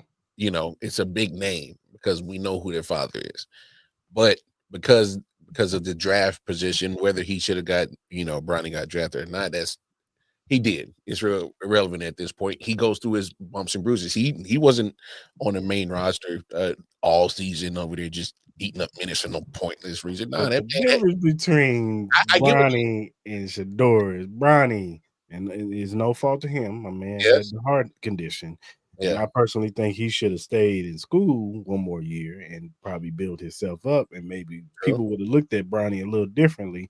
But he didn't produce. He did not produce in college. He didn't. It wasn't fair point. It wasn't. It's not, to me. That's not apples to orange. That's like no. But what I'm saying is high profile. Apples to like raisins. I get you saying, but coming from a high profile, you know, father and all that stuff and all the scrutiny and that all that come with it, like you're drafted. They went 8 receivers. God, yes, yep. I would sound like we need to pivot to that. Well, if you want me to, I'll just list the numbers. We can go over it real quick because Yale and I got to go here in a little bit. But we got 2 quarterbacks, 4 running backs, including Elijah Mitchell and Brashard Smith, 8 wide receivers, including Brown, Lee, Remigio, Thornton, which we already knew, and Royals. 3 tight ends. The 3 we thought Robert Tonyan goes just flat out released. so did not hold on to him. Wow. I know why they did that. 9 He's offensive. going to be a free agent. Yeah, probably. 9 offensive linemen: Caliendo, Humphrey, Moore, Wanye Morris, Hunter Norzad, Juwan Taylor, Josh Simmons, Trey Smith, Kingsley. 9 defensive linemen, including Derek Nottie, we just traded for, Mike Dana, Gelati, Herring, Karloftis, Chris Jones, Norman Lott, Menahue, Jerry Tillery. 6 linebackers: Jeffrey Bossa, Nick Bolton, Leo Chenal, Jack Cochran, Cooper McDonald, Drew Tranquil. And 9 defensive backs: Tamari Connor, Brian Cook, Christian Fulton, Jaden Hicks, Trent McDuffie, Chris Roland Wallace, Jalen Watson, Joshua Williams, Noel Williams, and the 3 specialists: Ariza, Butker, and Winchester. So 8 receivers, 3 tight ends, 9 O-line, 9 D-line, 6 linebackers, 9 DBs. So that is a DB heavy room right there. I'm okay. 8 receivers is crazy. Knowing you're going to lose one, so you got to have at least 7 at one point. Yeah, that's true. I mean, yeah, Thornton flashed too much that you didn't think he would just be like practice squad brought up again. Because he had to make the roster. I'm sorry. He had to play. And Brownlee showed enough in the fade routes that's like, oh, we can Justin Ross you. We can see if you could fit into that. Hey, you know what that tells me?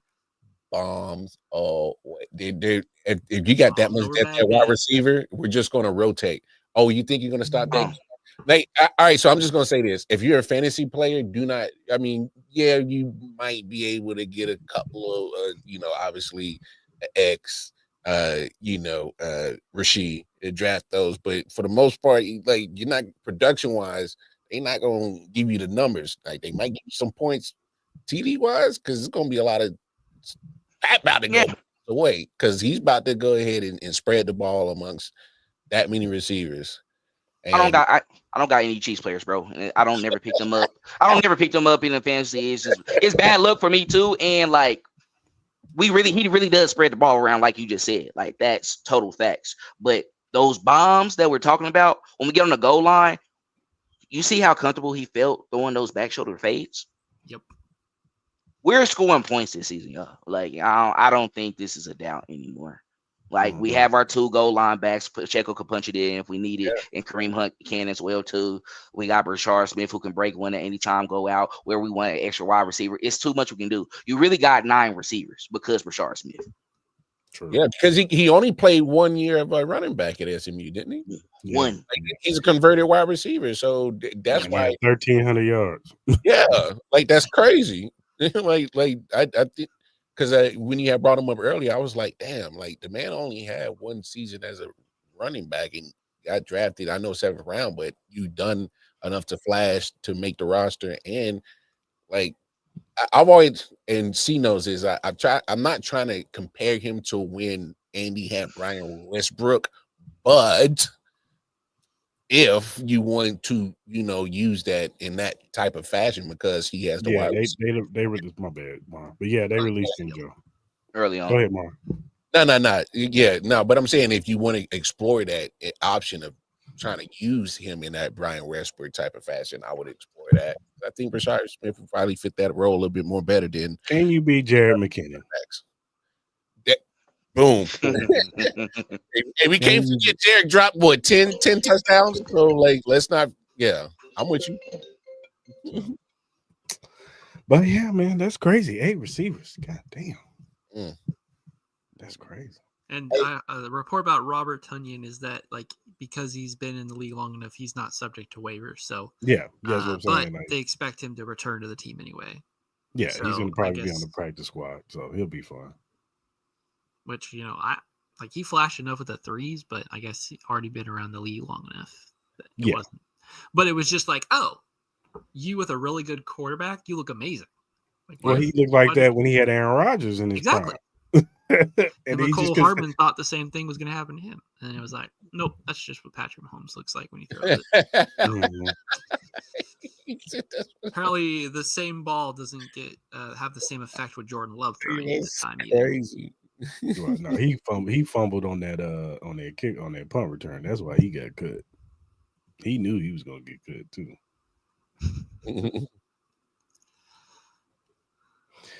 All right, Joe. Go win a championship, dog. But yeah, this is interesting, man. This is an interesting. And we know this ain't gonna be like the final roster. Like this is Right. gonna be nipped and tucked, and whatever people they take from other teams or whatever off of waiver wires, and it's gonna be trades and all kinds of stuff. So this is just the 53-man roster right now. Right. It's like to what you said earlier in the show. It's like, what's the point of a 53-man roster? Like, if we were going to start at 95, like, I mean, are you really afraid of your 93rd player getting plucked? If you're not afraid of your 52nd player getting, like, just have a giant roster. I mean, why not? Like, what does it hurt? These guys get to continue to live out their NFL dream, even if they don't play much, and you have insurance if you lose your 17th left tackle. like Right. like I'm not saying it would have been better than Joe Tooney, but at least just having an option there, at least Right. we could have felt like a little better about the situation. Yeah, you're right. You're right. All right, man. I know y'all got to go. I know y'all got y'all show y'all got to do. We'll just send us the link and we'll jump in with y'all to do y'all show. Sounds Yeah. good, man. Yeah, what's I up? bet. So, all right, there. All right, Clinton, thank y'all for coming on, man. Talking football. Appreciate you having Appreciate y'all. It was a fun time. Always a fun time with y'all. For sure. All right. All right. See you guys in a bit. All right. All right.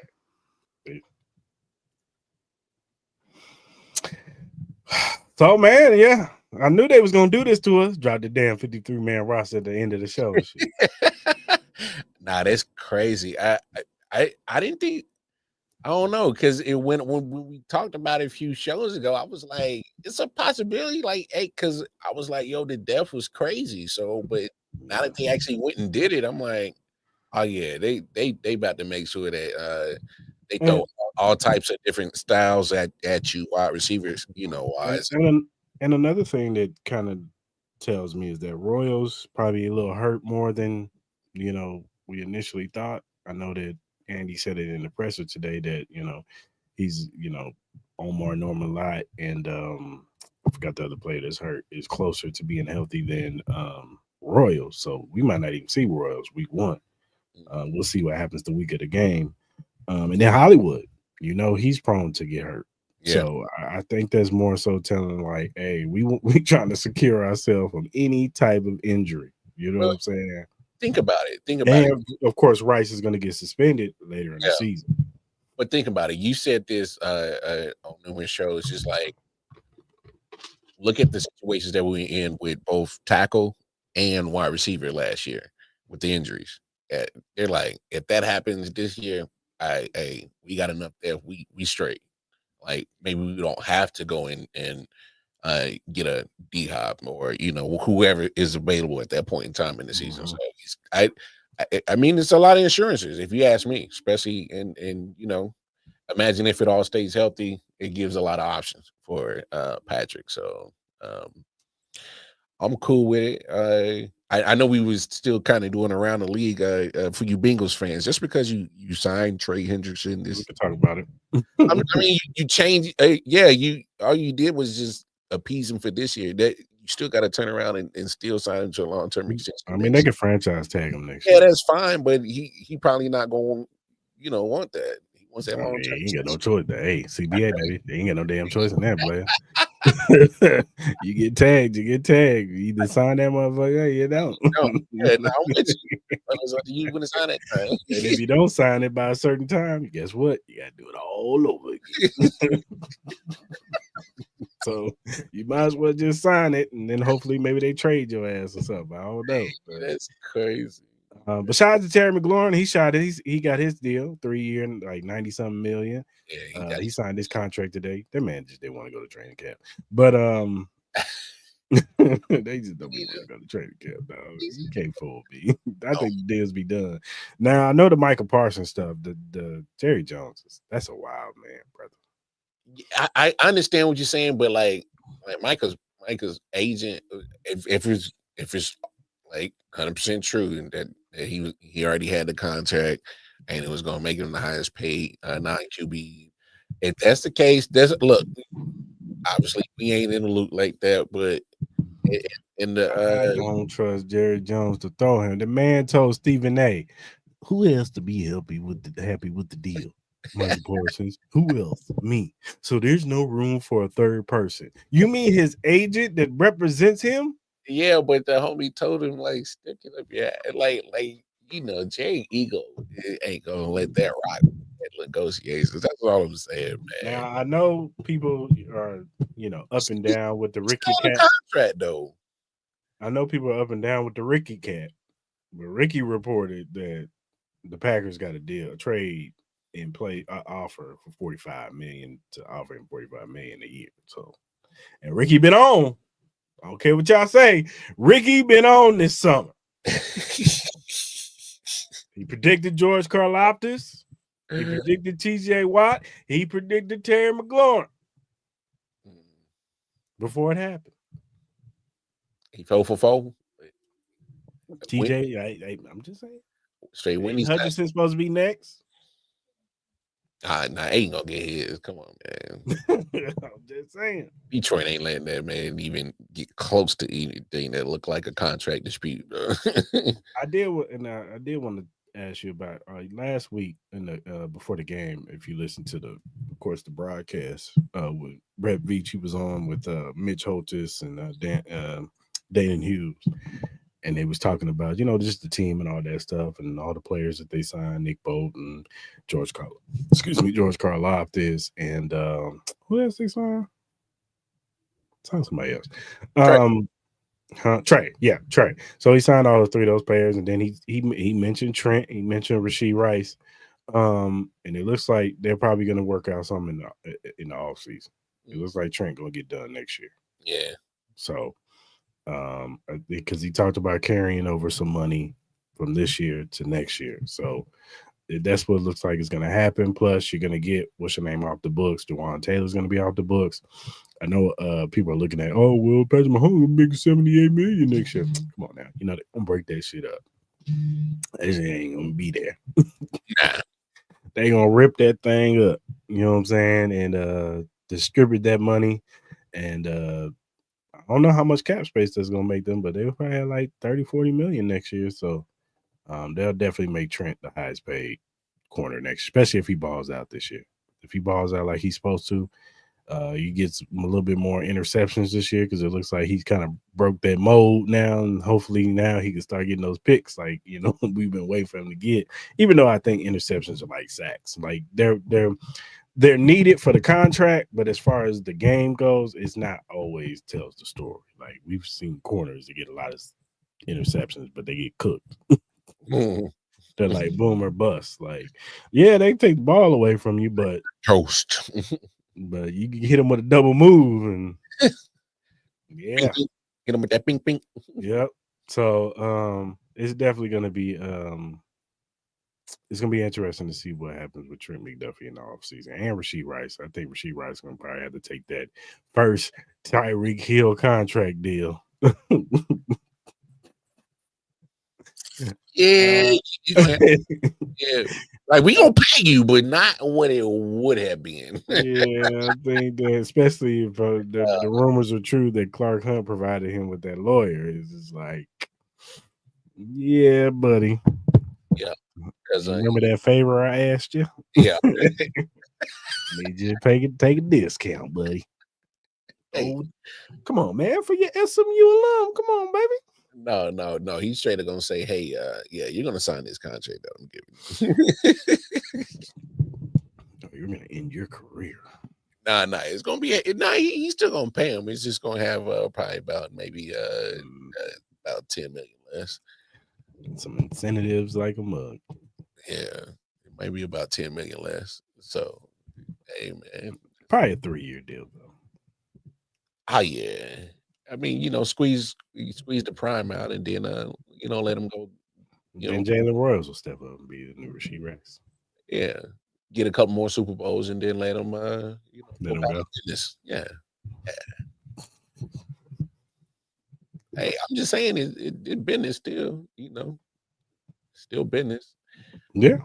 I mean, you get the most out that player, and then especially if squeeze that lemon Yeah. If the joint look a little squeezed out, then it's about time to move on. Squeeze that lemon, and then no ties in the tie like 8 receivers. Everybody going crazy, boy. Hey man, what you want me to do, man? I'm not the one that put the 8 receivers. I don't hate it, obviously. I was just surprised. I didn't think they'd go 8. 7, yeah. 8, I was like, whoa. I thought it. Yeah. I mean, just imagine everybody for the most part stays relatively healthy, man. That room looks nasty, It does. and that gives you all type of different types of receivers. What you want, the balance, obviously the burners, the possessions, guys for certain things like the fade, deep ball is. It's a nice little well balanced room, so I'm with it, man. Yeah, man, I'm with it too. It's gonna be interesting to see who makes this practice squad too. So I see Christensen did it. Well, he'll probably make the practice squad. yeah, they had to keep one of them. Oh yeah, but I'm glad, like, because I know you've been talking about, hey, break that up. We don't need the law firm of Cochran and Christensen. Break that up, dog. Yeah, we don't need that. Get that off my television screen. Oh, Those man. two, they've been in this defense for how many years, and they look lost out there. He thought he was like, that's why I was like, man, he's over there getting cooked in preseason. I'm like, man, hey, see, this is why preseason matter. Mm-hmm. Because break that out. But now So with Jeffrey Bassa, Nick Bolton, Leo Chanel, Jack Cochran, Cooper McDonald, and Drew Tranquil. And you got Shamari Connor, Brian Cook, Christian Fulton, Jaden Hooks, Trent McDuffie, Christian Roland Wallace, Jalen Watson, Joshua Williams, Noah Williams. A lot of Williams right there. And Nazee's on the IR, so. And then they kept the 4 running backs: Kareem Hunt, Elijah Mitchell, Isaiah Pacheco, and Brashard Smith. I think they just like, you know what, Elijah Mitchell will get going as the season gets going. I think that's how they're looking at it. Yeah. I like that running back room now. Good. And then you got Gray, Kelce, and Wiley. Tunyon. That's crazy. I thought he was going to make the roster. I will say that. I just think it's one of those things like, hey, Rob, listen, we love you, buddy. But it's a numbers game, man. We're going to have to put you on the practice squad. Just don't sign with nobody. We're going to bring you up. Don't worry. You'll get playing time. You'll get some playing time, player. Don't worry. That's fair. So, you know how they did. Like I said, the roster right now ain't going to be the roster probably Friday. By next Friday, we probably look at a whole different roster. It might not even be 8 receivers next week. I hear you. All right, man. Let's go ahead and land this thing so we can chill before we go on to the other show. Catch us on Red Kingdom Media. We're about to jump on their platform and talk some more Chiefs football. You know, everything that they want us to talk to them about. And check us out, man. But before you do that, where you at? You look at the screen, you'll see the QR code for the BetUS website. This is first-time users only. You sign up, put all your information, put the promo code JOIN125 for 125% signing bonus plus 10% gamblers insurance because they got other things on the website. That is 3 risk-free bets on $100 up to $5,000 on your first 3 deposits. So if he signs up and he wants to bet $100 on his first 3 deposit and he loses, guess what, Mar? Get my money back, dog. He still keeps his money. He don't even lose it. So it's like betting for free, baby. You know what I'm saying? So you can go over there, win you some money, or you can keep your money on your first 3 deposits. After that, is at your discretion, player. That's on you. You know what I'm saying? But go on over there, sign up. Tell them Arrowhead G Podcast sent you. Yes, sir.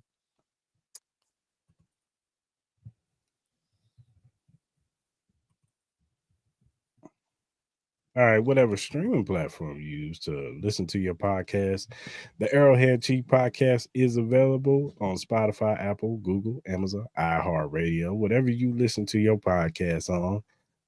Arrowhead Chief podcast is available. Also, if you're watching on YouTube, hit that subscribe button, that like button, that notification button. So when we go live on Tuesdays at 5:30 p.m. Central Standard Time, you can jump in the lives. You can talk about these topics today. Shout out to John and Mark and Joe and Dre jumping in there in the chat today. Talking Chief Harold. Shout out to y'all, man, for interacting with us. You know, y'all make this show fun, man, when we have an interaction, man. Not to say that me and Mar can't run this thing without interaction, but you know, we like a little extra. We want to hear from y'all, man. We want to get y'all opinion. Agree with us, disagree with us. That's what makes good conversation. You know what I'm saying? And also shout out to our guests today, Red Kingdom Media, Dale and Clinton. Thank y'all for coming on, man. It's always a good time when Dale comes up in here, man. He always got the energy, and my man Clinton, man, he come in with the insight. You know what I'm saying? So shout out to those fellas in there, man. And subscribe to the channel For sure. and whatever social media platform you use, whether it be X, Instagram, Facebook, TikTok, Threads, Twitch, whatever you use to do your social media on. Arrowhead Chief Podcast. You can follow us at AH Chief Podcast. We will follow you back because we're not Hollywood, man. What are we, Joe? I know he did. He doing his job. We Hollywood, man. That means it will slap you if you come at us wrong. Hey, yeah. I'm just playing. I'm just playing now. But for real, follow us, man. If you have critiques or feedback, or you have a question or topic that is Chiefs related or NFL related, and we like said topic or question, we will bring it up. We will shout you out on the show because we want to show love to those who show love to us. So go ahead and hit us up via DM, email, or our mentions. All right, good people. Like I said, we'll be over at Red Kingdom Media, jumping on there, talking more Chiefs. So if you want to come over there and talk with us, jump over there, man. But if not, next Tuesday, week 1, trying to get some guests on from Chargers, trying to work on that. Nah, see, it's hard. You know why? It's because Chargers content creators don't like talking, football with us because it really ain't been looking good for them. Well, if these two brothers that I reached out to, if they don't get back with me, I do have an ace in the hole that usually comes on the show. So because there's been a lot of losing, so I mean, they don't like it's. I hear you. It's rare, bro. Like a lot of these people who are content creators from other teams in this division, man, they don't really like talking to us because it's kind of like, yeah, we know what's been happening for like the last 9 years, bro. It's what we talking about. No, I hear you. But I'm just saying, well, I have an ace in the hole just in case I need that one. So I gotcha. But all right, good Chiefs Kingdom. Until next Tuesday, we out of here.